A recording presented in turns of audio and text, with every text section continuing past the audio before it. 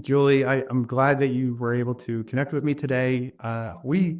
It's funny how we met, right? So, like, you were on a podcast, if I remember correctly, and I think you Mhm. heard about me being on Cheyenne's podcast, Yep. and that's how we connected, and we got to know each other a little bit further than that. So, I know you have an incredible journey to share. I've listened to her podcast when you were on, for most of it, and I know what you have to offer and share with others is going to be amazing, and hopefully it can help somebody that listens to it. So we'll start there, Julie. Like, who are you today? What are you up to?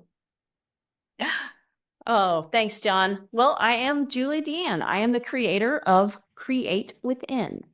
Now, what this is essentially is just a way to help parents and children keep calm and achieve balance no matter what chaos is going on in the world around them. So we'll get into that later on, but you asked how it got started. So it all started back during COVID. When we got sent home, I started meditating every day. And no kidding, within like 2 weeks, I felt so much calmer, more relaxed, more connected. I felt this inner calm and empowerment that I had never felt before in my life. No kidding. And I thought at the time, I was like, why did no one ever teach me about this meditation thing? I had dabbled with it over the years, like before I had my daughter and when I was doing yoga, like in my late 20s, but I had never done it like consistently, not like brushing your teeth twice a day, every day, right? But when I started doing that, it didn't take much time at all. And it's not like I was meditating for an hour. It was, it started out 5, 10, 15, 20 minutes, right? And I thought, oh my gosh, where has this been my whole life? What if I had known this growing up? And that reminded me about an incident that had happened in my daughter's classroom.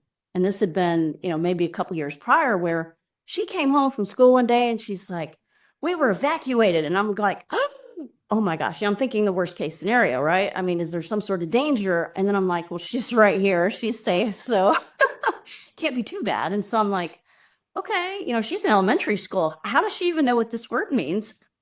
And it turns out that there was just a child in the classroom who was just so emotionally overwhelmed. They didn't know how to handle it. They started acting out, but, kind of aggressively. And the teacher, apparently, it was not the first time. The teacher did what any teacher could do in that situation, which is not much, unfortunately. We aren't really trained or equipped, right? And it seems like our teachers aren't equipped. So the only recourse was to evacuate the classroom, to leave, to abandon that child. Now, that's the last thing that a kid wants, right? When they're acting up. And it's not a talk about fault. It's like, how do we help these kids deal with their emotions when they're having a fit, when they're acting out, when they just don't know what to do? And there's a very simple tool that we can teach kids in the moment and that we can do to help them. And that's why I decided to create a time within and work with my daughter and do this, because I realized that there's actually a very simple thing you can do. The number one way to instantly calm the body down, and I learned this in my research over the years. Um, Dr. Libby Weaver did some research on this as well, but it's well known, is you take a deep, slow belly breath, breathing in, and then extending your exhalation for longer than your inhalation. So you exhale for longer than you inhale, and that sends a powerful signal to your mind that you're safe. So it instantly resets the body's nervous system. It takes you out of that sympathetic nervous system, the fight or flight, and it puts you into the parasympathetic nervous system, the rest, digest, create. So when your body feels calmer, all of a sudden, your mind is not hyper focused on where's the danger, right? The stress. It actually, the fog clears, the body slows down, your breathing slows down. You can actually observe your thoughts. And then the key then is you've got to connect into the truth, right? That love, everything is love. It's either a cry for love or an expression of love. No matter how twisted it sometimes may be, but that's the truth. And when you connect to that truth and you connect with a thought of gratitude and love, then instantly you start to see different options. So instead of the kid, maybe acting out or yelling, screaming, throwing, fighting, whatever, if they just learn to take that deep, slow belly breath in the moment, connect with a thought, right? They could visualize their favorite stuffed animal, their pet, whatever brings them love and joy instantly, right? And then positive self-talk, right? This is where affirmations really are powerful, and this is where they really make the difference. If you get into the habit of telling yourself, I am safe, I am enough, I always get along well with everyone, everything is always working out for me. These things aren't just nice little phrases. They are planting seeds in your mind for what you are expecting in your life. And anything you repeat becomes a belief, as long as you don't negate it, right? As long as you don't like laugh or say, oh, that'll never happen. No, you keep saying it. And I guarantee you, you're going to start seeing it in your life, because that's why I say create within is the program, because we create within our minds and our hearts what we are thinking, and our thoughts produce those feelings. And when you feel, your feelings prompt your actions. So everything starts on the inside, and your internal world is then reflected in your external world. Yeah, so you got to create this whole program, and you're teaching kids to meditate, right? So how did you get to this point where you wanted to do all this? I mean, it did just happen out of nowhere, right? So you had to experience something. So what was that? Yeah, well, this has literally been years in the making. So when I was so let me back up. When my daughter came home from school, like years ago, many years ago, and she told me that story, it bothered me at the time. I was like, oh my gosh, I felt bad for all the kids, the parents, the teacher, everybody. I was like, there's got to be a better way to deal with this. And there's got to be a better way to help kids, right? To learn how to handle their emotions. But I didn't know at the time what that was. I just knew there had to be something. So, my mind's probably in the back of my mind wrestling with this issue, right? And then when this happens in COVID, and I realized the power of meditation, and then I start researching the power of breath work, affirmations, visualization, all these techniques and tools, energy work, energy healing, all kinds of things. I started to come up with an idea. What if there were a quick and simple, easy morning practice, something you could do in 5 minutes or less even, which is what my morning practice is, this create within. You can do this in less than 5 minutes. If you do it every day, that sets the habit, right? It establishes the habit, and that sets you up for success. And it resets your baseline of, more background joy, background happiness. Well, I was kind of talking with my daughter and practicing with her and doing this. And I got this inspiration that, we really need to help kids understand that their thoughts are creating. How do we do that? And I thought, you know what? Scenarios. I could take that incident even that happened in my daughter's classroom, or other things that have happened. There's some great stories, but I got inspired to write, Which Would You Choose? Now, this is a children's book that my daughter literally read every single scenario. So you see there's the positive, there's a positive side and then the negative side. Mhm. But in the end, you're the same. It's just, do you want to do it the hard way or the more fun, carefree way? I mean, you get to choose your thoughts in any given moment. And so my daughter would read through the scenarios, and then we would, edit that, and we pick generic names, for the sloth character, names that are androgynous, so they would appeal to the widest audience, right? Regardless of race, creed, religion, color, gender, whatever. And then I had to go through the process of, finding an illustrator and trying to figure all that stuff out, which was fun, but it did take, a couple years. And during that period, I was thinking, well, I want to get this message of we need to get meditation taught in schools. And I saw an ad for a TEDx talk, or for TEDx to get on TEDx stages. And it said, hey, if you have a big message, you need a big stage and the TEDx. And I thought, that's what I need to do. And I don't know, it was one of those, divinely inspired thoughts, because I honestly did not really think it through. I just booked the free consultation call, and then I wound up joining this program that would help me. And thank goodness I did, because this was Thought Leader, and they helped me find stages, apply, get my whole talk together, practice it. But no kidding, I applied to about 12 stages, but it was the 4th application that I put in that I got. So it was pretty exciting. Awesome. That's great. Yeah. So you created all this for, with your daughter and, helping other kids and stuff. But you as an adult, young adult or whatever, did you have any beliefs like this, that negative thoughts and beliefs that led you? Yeah. Yeah. Yeah. I mean, we all have negative thoughts, right? Well, So what was it that you experienced that you kind of had to shift your mindset and change how you got through things? so I grew up in the South, in Alabama, and I have 2 sisters. I'm in the middle. Both of my sisters got married pretty much in the same year, which is kind of ironic. Um, and I got married shortly thereafter when I was 21. And I thought, hey, it's the first true love and this is it. Here I am. We're going to make it life, whatever.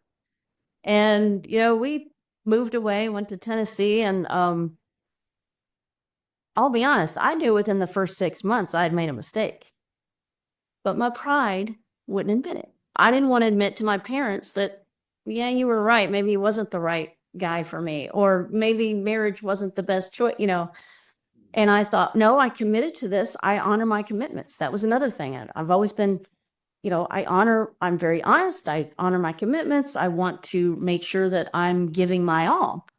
And so I did. I tried everything, and we wound up, going through marriage counseling because, had an affair. And then I found out he'd had more than one affair. And but the weird thing is, looking back on it now, I'll tell you this. Looking back on it now, I used to say to him, because he would, out of the blue, he had trauma from his childhood that I didn't know about originally. Or when I did find out, I thought, oh, we'll work through, we can get through anything, right? We're in love and, whatever. I didn't realize how badly that was affecting him, because he would come out, it seemed to me like out of the blue, he would come up with being afraid that I was going to leave him, or just scared, or he would try to break up or leave me because he was afraid I was going to do it. And he wanted to beat me to the punch. And it always struck me as so odd, right?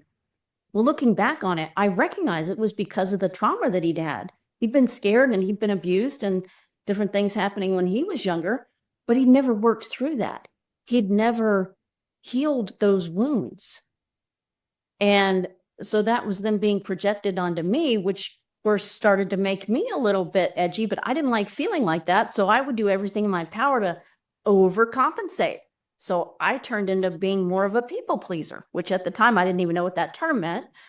But I was, bending head over heels, trying to make sure that he felt comfortable and safe. And what about me?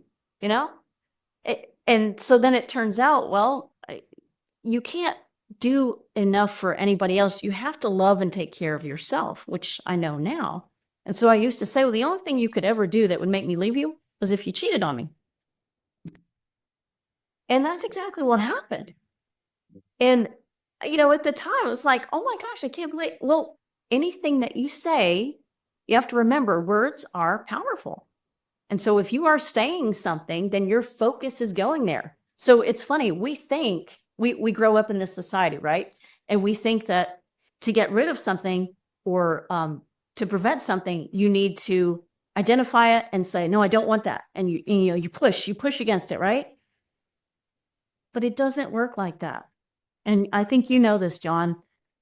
Where your focus goes, energy flows and it grows. So the more energy and focus you put on that negative thing, it doesn't matter if you're saying yes or no. The mind does not distinguish between negative, positive. It only focuses on what the focus of your attention is. So it's just going to bring you more of that to you, meaning more of what you want to push against. It's going to bring you more of what you're saying I don't want. So instead of that, you need to replace that with, this is what I do want. I do want a loving, lasting, strong, mutually supportive relationship. Hey, we're great friends. We're great in a relationship and I'm enjoying that. Focusing on something like that and not saying, well, if you ever did, then I would leave. You don't even go there, right? You just turn a blind eye. And I know that now. I didn't know that then, but I learned a lot. And We were, yeah. yeah, that was like, I like to say, that was like my first life. Well, the first one was like growing up, and then, so my first adult life. Then I got into my second adult life, which was the next relationship, which was another 10-year relationship with my daughter's dad. And, we just, there were things that I had worked on in the interim, the self-help books and everything. But at that time, I still had not gotten any didn't know anything about yoga or meditation or breath work or any of that stuff. I was just going through the traditional self-help kind of stuff. And it was helpful to an extent, but not the level at where I'm at now, not the understanding of how this works, right? How our mind and thoughts and feelings and how this mind-body feedback loop really works. I'd never learned that. So I had to realize I had to learn the value of being independent and loving myself despite the external, right? Not seeking validation out there, knowing that I am valid because I exist, because every one of us, right? We are human beings. Every living thing on this earth, we are valuable because we are, period. You don't have to prove that. But I had to learn that lesson and see, what if we could teach kids that from the get-go? What if we could raise them to understand that, and for them to have the tools that they come into this world with, to know how to use these tools like breath work and visualization and positive thinking and body movement, right, in positive ways, to connect within and feel it for themselves that, yes, I matter. Yes, I am enough. And it doesn't matter what anybody else says or does. If I don't like it, I just disregard it. And that's the truth. I mean, as an adult, we think about it and experience it, although it's still tough, right? But being able to share this with your kids and teach this in schools, that's a game changer. We would change all of humanity. I mean, the Dalai Lama says that how does it go? If children were taught to meditate, we would eliminate violence within a single generation. And I truly believe that is true. And how would that do that? How would that help that? How would meditation help eliminate violence? Just like you did. So when you meditate, you are becoming still. It's like the space in between, right? This world is so busy, and there are always things that are vying for our attention, right? But when you meditate, you slow that body's heart rate, you slow down, you say, I'm enough, I'm safe. You focus on the positive. And the number one way to instantly switch any negative spiral of thought or anything, any situation really around, is gratitude. Just start expressing gratitude. So, you know what? I'm thankful that I'm in this argument because at least I'm recognizing what I don't want. Could be that simple, right? I'm thankful that I'm here because at least I'm alive, and now I can make a better choice for my life. You just start expressing gratitude. The more you do it, the better you're going to feel. And when you feel better, you start to think of better solutions and options, and you make better decisions with your actions. And your actions lead to your results. So that's how it gets better. When you meditate, you are able to observe your thoughts. And then, of course, those tools, right? You connect with gratitude, with pure love and light, with an image, like for kids that, if they have a favorite stuffed animal, they could just think of that, or a favorite activity or whatever it is, and then express, oh, I love my stuffy, I love my whatever it is. And then, for adults, man, I love golf. I can't wait to get back on that golf course, and you just imagine the perfect day, right? It gets you feel high as a kite, right? You feel glorious. And when you're in that state, then you say, what would I love? In this instant, whatever's going on. Because all of this really, when you do it and you practice it, it happens almost instantaneously. You can get there that fast. You got to practice in the beginning, but you can get there. And then you could say, okay, what would I love? It could be, for instance, in traffic, right? Terrible accident. You're late for wherever you're supposed to be. And you're like, oh my gosh, I cannot believe this. Stop for a second. Take those deep, slow breaths in through the nose, out through the mouth, in for 6 count, out for 8 count, right? Do it 3 times. Then connect with that thought of, whatever you love, express gratitude for it. Oh man, I love that I have this vacation coming up or whatever it is. And then you think about where you are right now and you say, okay, what would I love? It would really be awesome if traffic just opened up right now and everybody was okay and, I could just go. Now, things might not change immediately, but number one, you feel better. And number two, you might start getting an idea about something. What I do in traffic a lot is I do start expressing gratitude for things, but then I also almost immediately I'll think of something that either something I was working on, an issue I was trying to resolve in my mind, a new piece of content that I want to produce. Maybe it's maybe it's someone I needed to call, or maybe it was a note to myself, something I wanted to do. I mean, there's umpteen number of things. Maybe it's a podcast. Oh, I forgot to finish listening to that podcast. I'm going to put that on right now. Instantly, I don't care where I am. I'm making use of that time. I'm learning. I'm gaining some sort of value, or I'm giving value by spreading the gratitude, right, to all the people around me. Things will start to open up for you. It's amazing how your life starts to flow more when you begin to express gratitude in every moment. Doesn't matter what is out there. You just express gratitude and you focus on the things that you want and not pushing against the things that you don't want. Well said. Yeah. Thank you. So yeah. For me, meditation is, I'm not like a deep thought, where I can get into it. I've had moments where I was like, wow, where was I? Right. Yeah. And it's a interesting feeling. I don't know how to describe it, but it makes you feel whole, maybe at peace. But yeah, I like to say that it brings me more to the present. So I start to appreciate where I'm at the moment. So, and you carry that out. So I do it in the morning. So you carry it out through the rest of the day, and you just appreciate who you're talking to, where you're at, smells, taste, whatever it is, right? Whatever you're experiencing at the moment. So that's what I found for me. And it's a part of being silent. It's a part of, that space of just relaxing. Like you said, there's just so much noise. Like, everybody on their phone, everybody's out driving around, or, there's a lot.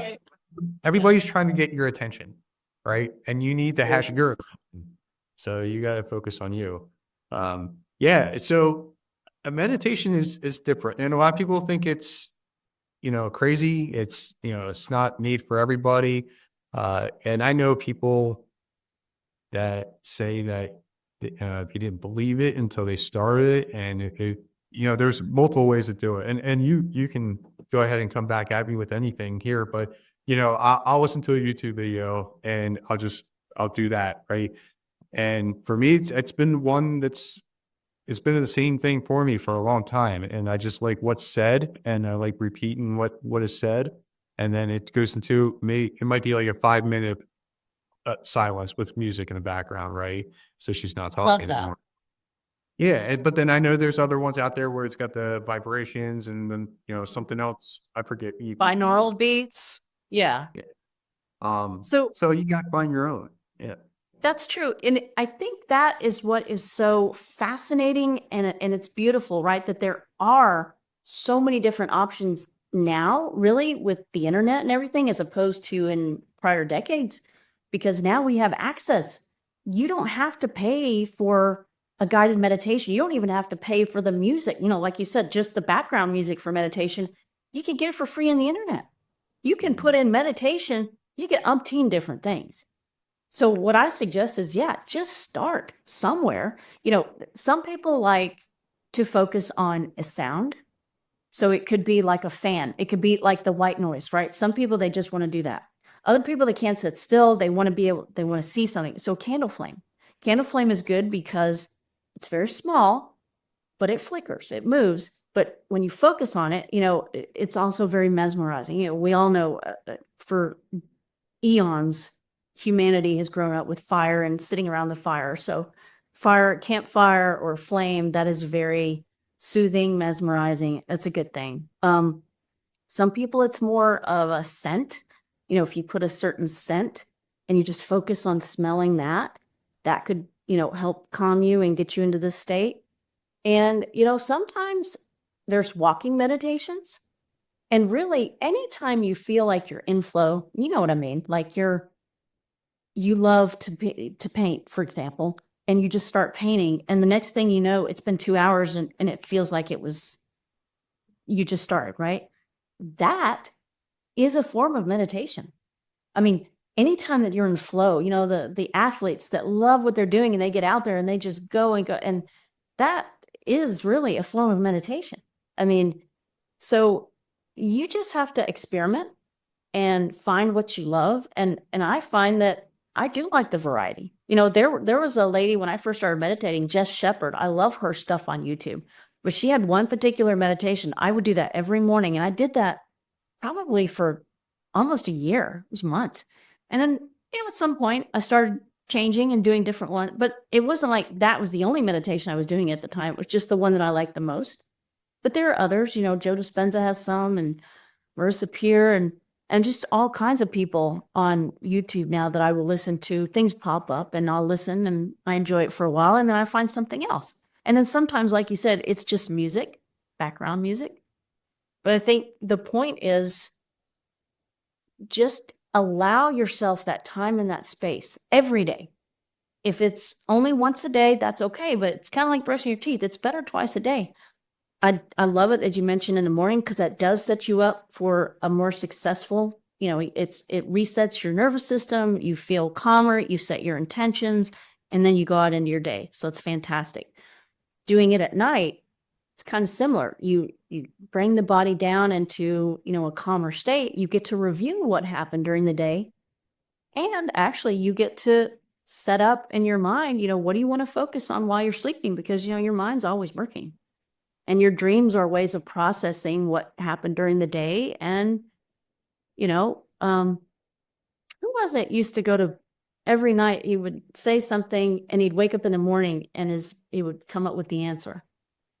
It's a well-known phenomenon. I don't remember who it was. Somebody famous. It might have been Einstein, but I think he just meditated throughout the day all the time because he didn't sleep much, is my understanding. But yeah, there's research out there how, you could at night tell your mind and get in the habit of it, I'd like to know the answer to this, whatever issue you're dealing with. Or, it would be great to come up with some options for handling XYZ, and then you go to bed. And when in the morning, you might wake up with a decision or with an insight or, I've heard that stuff before. I believe it's a guy invented the sewing machine like back in the day. I think that you got it from Dream or whatever. Severson, if I remember right. Yeah, you can go Google it or whatever. I could be wrong, but I'm pretty sure it's something like that. But yeah, so it does, and it's because you're putting it in your mind, and your mind's processing through the night, and focus. use it. Is it theta, alpha, whatever, where your brain goes?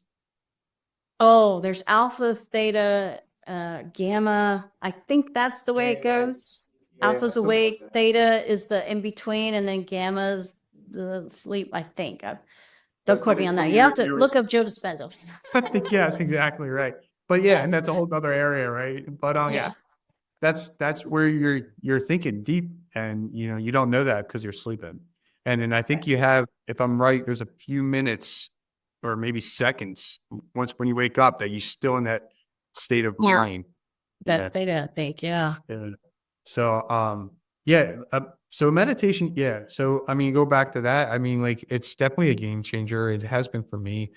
So whoever wants to give it a shot, just give it a shot and just see what you think. But you have to, don't just try it once and give up. Try and do it for a month or so. And yeah, like commit. It's like most people say. I mean, they used to say 21 days, 30 days. You know what? 40 days, 40 nights, right? 40, I think there's something about that number. But for at least 30 for a month, just commit every day. I have a client of mine, and he knows that meditation is important. Like, he's all into the mindset stuff, but he's, like most people, I'm busy, I'm doing this, I'm trying to start my side hustle, and I don't have time, right? And I was like, well, it's like saying I don't have time to brush my teeth. Or I don't have time to work out, which he does all the time, by the way. He loves working out. So I was like, this is no less important than exercise.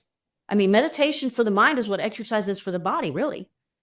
And so even if it is just a minute, just a few deep breaths, right? It's still important and it's still valuable, and you are making a difference. So I encouraged him. I was like, hey, just set a goal every day you meditate, whether it's a minute or 5 minutes and hey, he's on week 3-week streak right now. So Good. Awesome. it's fantastic. Yeah. Yeah. And has he shared any experiences with you at all? He did say that he is feeling calmer and it is helping. And I'm excited to hear, because the goal, what we set was 33. I don't know, just came up with 33 days. So let's do 33 days. And I feel confident that at the end of those 33 days, he's going to continue. I'm sure. And like for me, like, so the morning routine, if I miss my morning routine, I feel it. Like I know Me it, too. and I feel a little off during the day. And Yeah. you can go back, you can try to make it up, but it's still not the same, right? So Well, it doesn't necessarily make up for what you already experienced, but it does help you moving forward.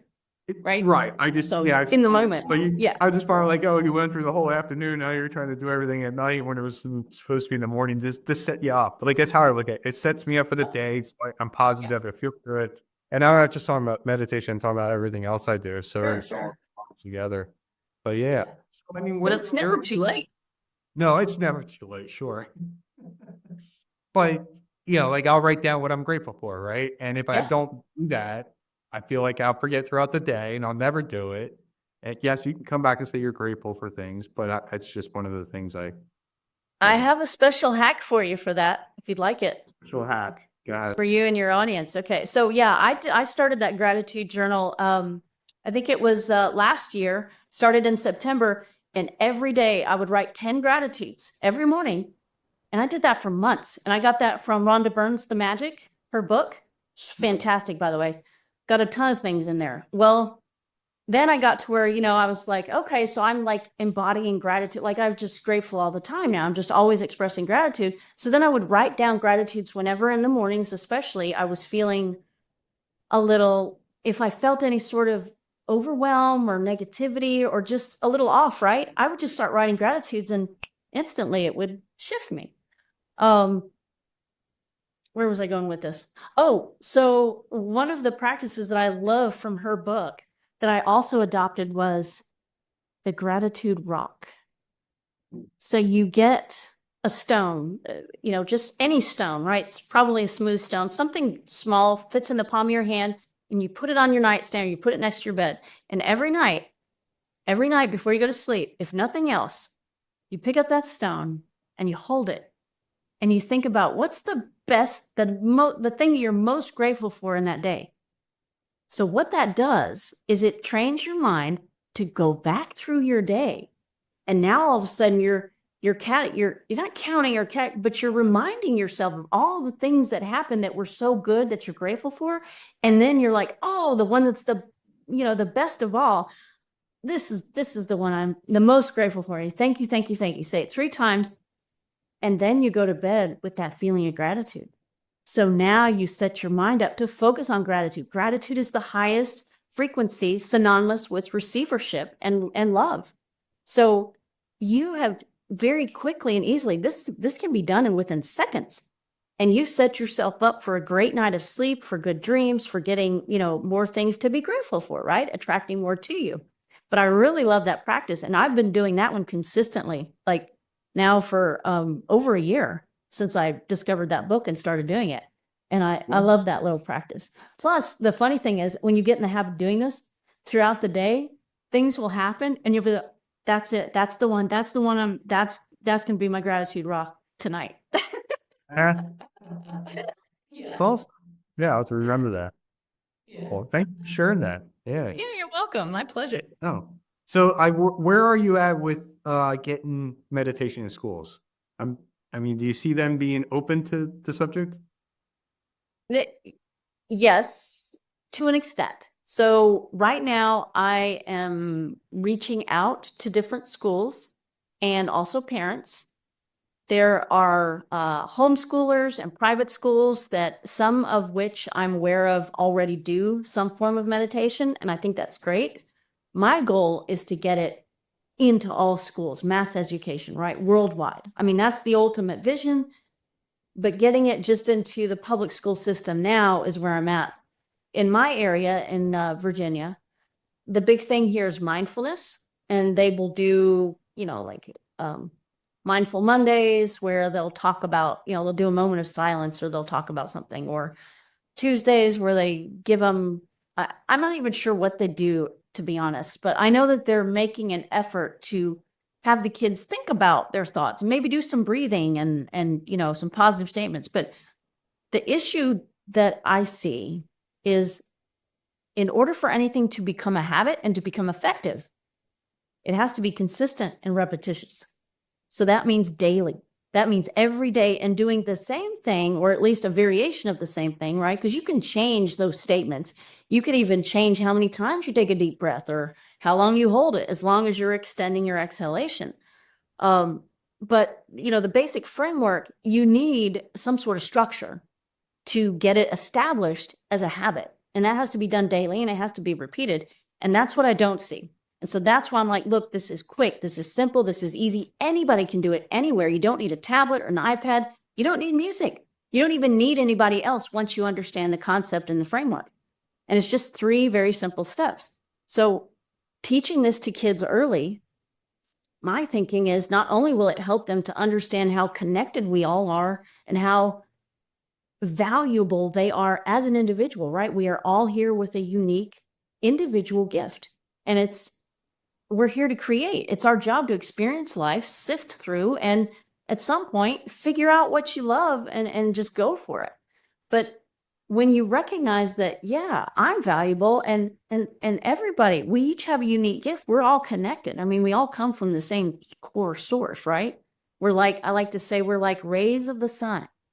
We all emanate out. We look different from different angles at different times and different shades and whatever, if it's depending on if there's shade or however far away from the sun you are. But when you come back to the center, we all emanate from the same core. That's because we're all connected. And so if you're all connected, why would you do anything harmful to someone else? And that's how I think, as the Dalai Lama says, that's how we would eliminate violence, because you recognize that each one of us, our relationships are reflections of our inner selves. And they're there to teach us, to help us grow and expand. So just understanding how all this works together, that's the beauty of it. And it's innate. I mean, we're born with this knowledge. It's just the layers in society and the world kind of, covers it up or beats it out of us. But when you meditate, when you are silent and you go within, you reconnect with the truth, the essence of it all. So what was your question again? Oh, I was just asking about you getting to schools to see what the thoughts were. Right. So the schools, yes. So, right. So my TEDx talk and the book and everything, that's kind of how I was trying to get the message out, or how I am working to get the message out. But I'm also now working on getting it into schools via what I'm calling my create within, which is how to go within, how to take a time within instead of a time out, right? How would teachers teach this? How would parents teach this? How would they embody it themselves so they model it for their kids? And I've got this program that I'm launching in January. It's 12 modules. It's just 12 weeks. And we go through some very simple but effective, right? So simple doesn't mean it's easy, because if it were, everybody would be doing it, right? It's like meditation, say, well, that's simple. Well, then why don't you do it? Why don't people do it? And it's sometimes the most important things, like exercising, right? And eating healthy, all of that are the hardest to do because we put up all these blocks and barriers. And that's where I'm at. So my invitation to you, to your audience, to everyone is reach out, connect with me at juliedeanneauthor.com, and let's have a discussion. Let's have a conversation. I offer a free clarity call as well. Perhaps you want to join the beta test of this program and learn the power of this create within, implementing it in your home, implementing it in your classroom, creating calm, confident, connected kids and adults, achieving balance despite any chaos that's going on in the world around you.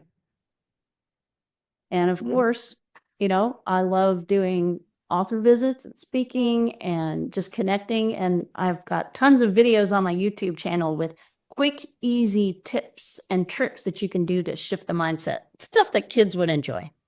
Right. That's awesome. Yeah. Thanks for sharing all that. So that everybody can just check that out and see, you know, and check out your book and everything you got going on as well. So Julie, I have to ask you one quick question. So what are 3 key things you've learned and used along your journey? Oh my gosh. Yes. Okay. Well, number one thing is, I feel like I'm still learning this. Trust yourself. Trust yourself. You have all you need within you. And I'm speaking to you, audience, you, everybody out there, each one of us. We have all we need within to be successful in life, to do whatever it is that we desire. We just have to trust ourselves. So trusting that intuition, trusting our inner guidance, going with those desires that you have, and learning to trust and just take the next step, even if you can't see beyond the horizon, if you don't know where it's going to go. So that's the first thing I would say. That's the biggest thing. This kind of goes along with it, but not seeking external validation. Recognizing that you don't need anybody else's approval and you don't need anybody else to tell you that it's right or okay or that you're doing okay. If you feel like what you've chosen is a good decision, then go for it. That comes back to trust, right? But not looking out there for validation, but recognizing it comes from within. And you have to love yourself first, right? And I think the third biggest thing comes to, you have to fill your own cup before you can fill the rest of the world. So that comes back to your inner world creates your outer world. Love yourself first. Whatever you want, you have to give it to yourself first. And that's not being selfish. Or maybe we redefine what selfish means. It's selfish in a good way, because if you aren't selfish enough to love yourself, then how can you truly give love to someone else? You can't give what you don't already possess within. Does that make sense? Yes, it does. And that's what I'm getting at. You can't truly love another if you don't truly love yourself first, because you have to experience that. And then you emanate it out. And unfortunately, a lot of us probably go through something in life to find out that we weren't loving ourselves as much as we should have. So, yeah, I mean, those are great 3 reasons, 3 things that you've learned and used along your journey. So, Julie, I appreciate you sharing your journey and sharing how you're helping kids with meditation and, hopefully it changes lives in the future. So just don't give up.